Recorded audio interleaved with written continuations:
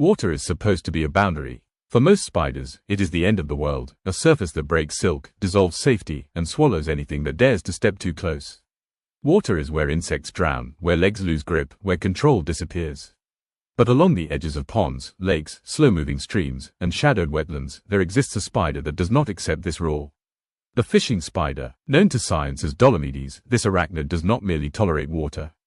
It uses it, it hunts upon it, it waits beside it with a patience older than fear. At first glance, the fishing spider looks unremarkable. Brown or gray, patterned with subtle stripes, its body blends effortlessly into reeds, bark, and stones. It does not spin elaborate webs in the air like orb weavers. It does not build traps suspended between branches. Instead, it waits. Its legs stretch wide, touching the water's surface at multiple points. Each foot rests lightly, barely breaking the tension that holds the surface intact. To an untrained eye, it appears to float. But this is not floating. This is control. The fishing spider exploits surface tension, the same invisible force that allows a leaf to rest upon water. Tiny hairs on its legs repel moisture, preventing them from becoming wet.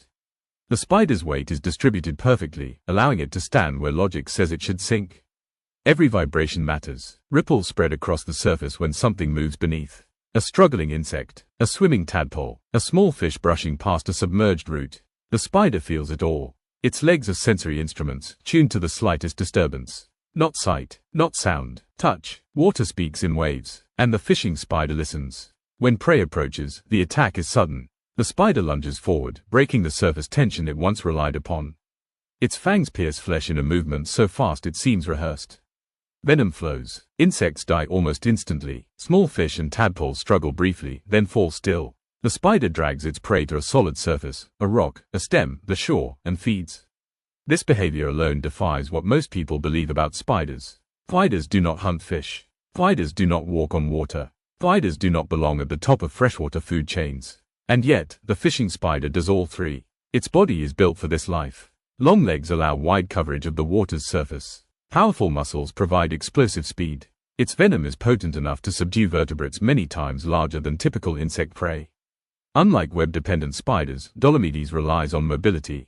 It is an active hunter, moving between land and water with ease. It can run across the surface, dive briefly beneath it, and even remain submerged by trapping air around its body hairs. In moments of danger, it can disappear entirely, slipping underwater, clinging to submerged vegetation, invisible to predators above. This ability is not accidental. It is the result of millions of years spent living at the edge of two worlds.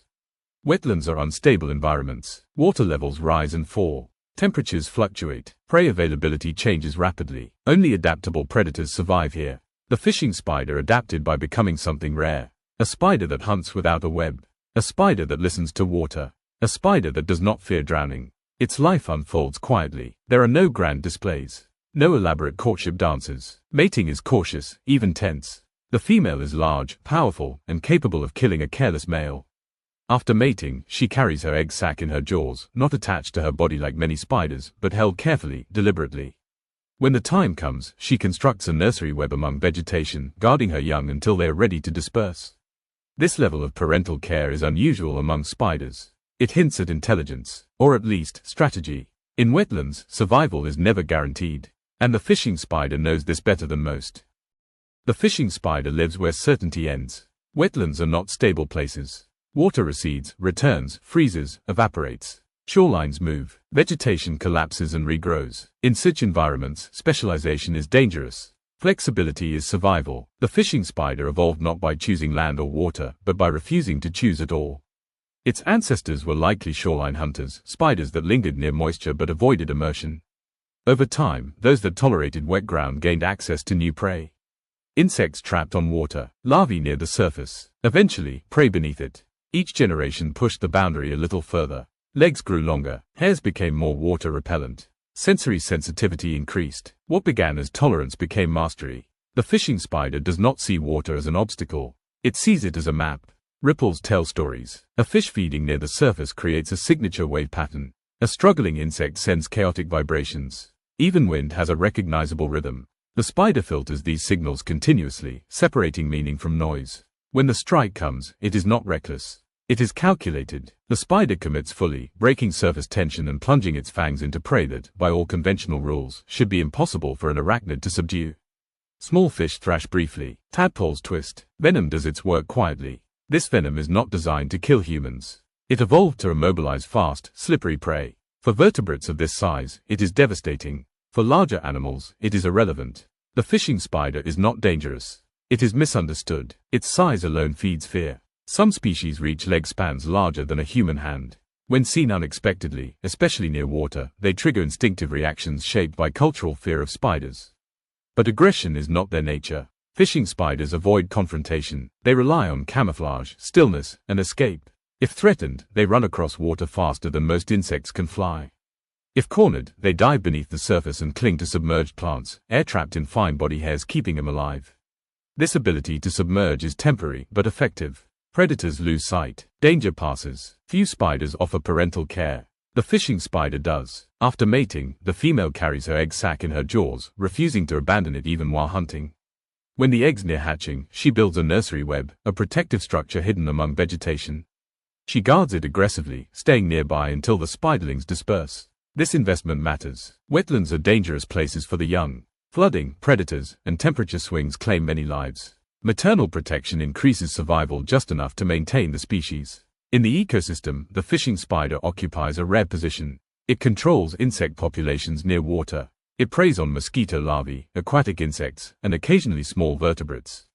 In doing so, it links aquatic and terrestrial food webs. Energy moves through it. Nutrients from water become biomass on land. Remove the fishing spider, and imbalance follows. Insect populations surge. Predators lose a food source. The quiet efficiency of the wetland shifts. Yet these spiders are rarely noticed.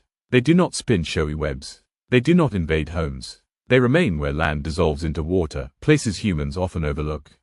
When they are noticed, fear follows. But fear fades with understanding. The fishing spider is not an anomaly. It is evidence. Evidence that evolution does not respect categories. That nature does not care how we divide environments. Land and water are not opposites. They are gradients, and some creatures are built to walk the line.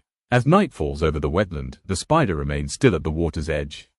The surface darkens, reflections blur, life moves beneath, a ripple forms. The spider feels it, and in that moment, balance between sinking and standing, between air and water, the fishing spider does what it has done for millions of years. It waits.